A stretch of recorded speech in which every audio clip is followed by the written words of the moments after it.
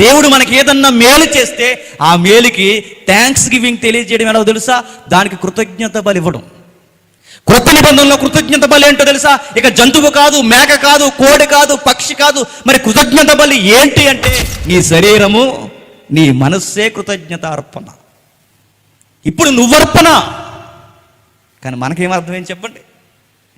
ఆదివారం వచ్చి దేవుని దగ్గరికి హాయ్ అని వెళ్ళిపోతాం. అయ్యి ప్రభు ఎలా ఉన్నా?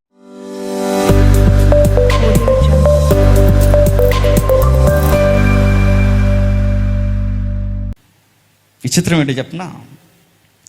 రక్షణ అనగానే అందరూ అనుకుంటారు బాప్టిజం అనుకుంటారండి. నువ్వు రక్షింపబడ్డావు అనడానికి బాప్టిజం గుర్తు తప్ప నువ్వు రక్షింపబడిపోయావు అనడానికి చెప్పు, అది గ్యారంటీ కాదు. మీకు ఎలా అంటే, మారు మనసు లేకుండా బాప్టిజం తీసుకుంటే చెల్లుద్దా చెప్పండి. ఇప్పుడు కొంత బ్యాచ్ ఉంటారు కొంతమంది, మరి ఆ బాప్టిజం ఇచ్చే వాళ్ళని కూడా సీరియస్గా అడగాలండి. ఇదిగోరు అబ్బాయి, నీకు పెళ్లి చేయాలంటే చెప్పండి, ఇంక నెక్స్ట్ మీకు అర్థమైపోద్ది. నువ్వు బాప్టిజం తీసుకోండి. మారు మనసు కాదట. మరి ఎందుకు ఇతనికి బాప్టిజం ఇవ్వాలి? పెళ్ళి అవ్వాలి అంటే బాప్టిజం. నేను చెప్తున్నా, ఇది రక్షణ అవుద్దా? నీ పెళ్ళి అవుద్ది. మరొకటి ఏంటో చెప్పనా?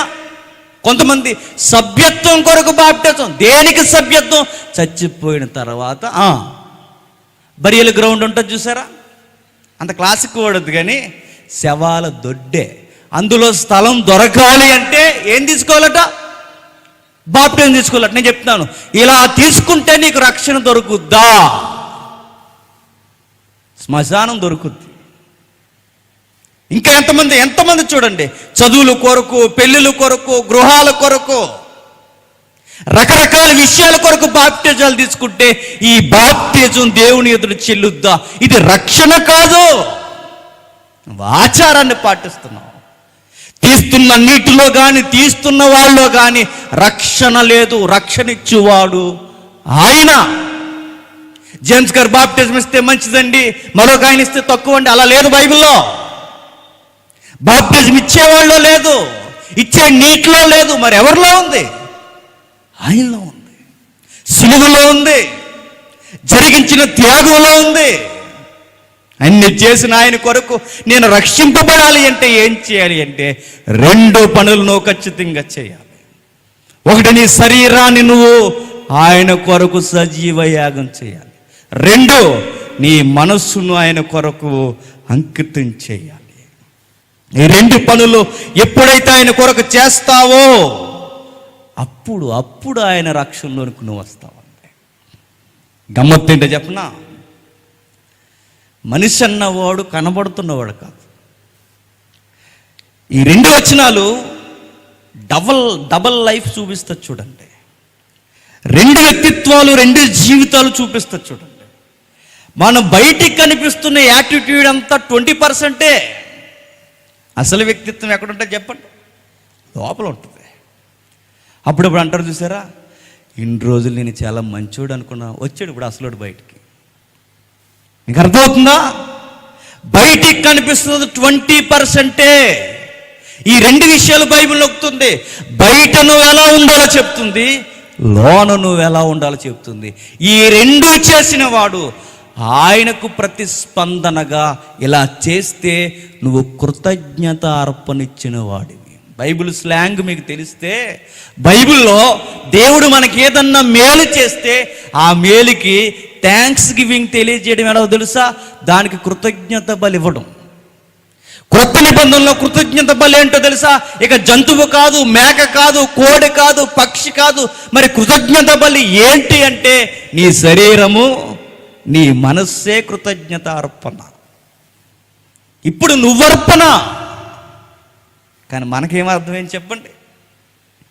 ఆదివారం వచ్చి దేవుని దగ్గరికి హాయ్ అని వెళ్ళిపోతాం. అయ్యి ప్రభు ఎలా ఉన్నావు అని. కొంచెం ఏమైనా అడావుడిగా ఉంటే కొంచెం ఒక పాట పాడేస్తాం.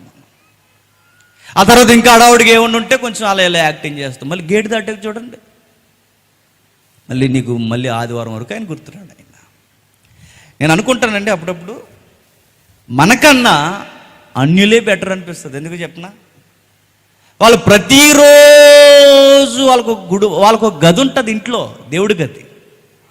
రోజు చూస్తారు వాళ్ళు దేవుణ్ణి, వాళ్ళు అనుకుంటూ. కానీ మనం ఎప్పుడు చూస్తాం? ఆదివారం వస్తేనే చూస్తాం. మనం ఎవరు బెటర్ చెప్పండి?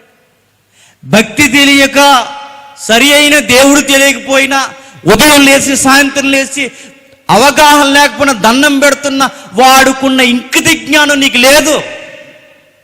ఆ ఆదివారం వచ్చిన తర్వాత అడావుడి బ్యాచ్ కొంతమంది ఏం చేస్తారు? చివరిని కూర్చుని మొబైల్ చూసుకునేవాడు ఒకడు, అక్కడి నుంచి అక్కడికే మెసేజ్ పెట్టుకునేవాడు ఒకడు, అక్కడే మరలా ఫోన్ వస్తే పాస్టర్ గారు ఏడ్చి చెప్పినాడు అనవసరం, ఆడు ఫోన్ ఎత్తాడంతే. ఇక నీకు ఎన్ని అయిపోయినా అనవసరం, నీకు అక్కడ ప్రభురాత్రి భోజనం జరుగుతున్నా టిక్మని నీకు మెసేజ్ వస్తే వెంటనే ఓపెన్ చేసి చూడాల్సిందే.